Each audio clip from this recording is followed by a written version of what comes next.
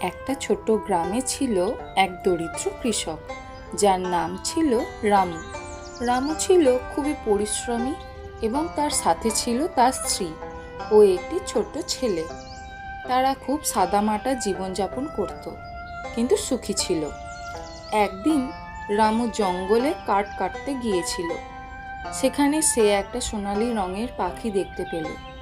পাখিটি ছিল এত সুন্দর যে রামু মুগ্ধ হয়ে গেল।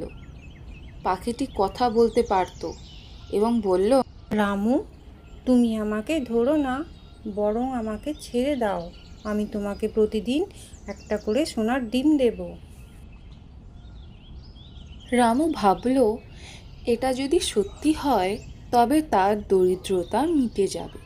তাই সে পাখিটিকে ছেড়ে দিল। প্রতিদিন সকালে পাখিটি এসে তার ঘরের সামনে একটি সোনার ডিম রেখে যেত। এভাবে কিছুদিন চলল। রামুর জীবন বদলে গেল। সে তার স্ত্রী এবং ছেলেকে নিয়ে সুখে স্বাচ্ছন্দ্যে জীবন কাটাতে লাগলো। কিন্তু তার লোভ বেড়ে গেল। একদিন সে ভাবল, পাখিটি যদি প্রতিদিন একটা ডিম দিতে পারে তাহলে এর পেটে নিশ্চয়ই অনেক সোনার ডিম আছে। সে পাখিটিকে ধরে ফেলল এবং তার পেট কাটল, কিন্তু ভেতরে কিছুই পেল না।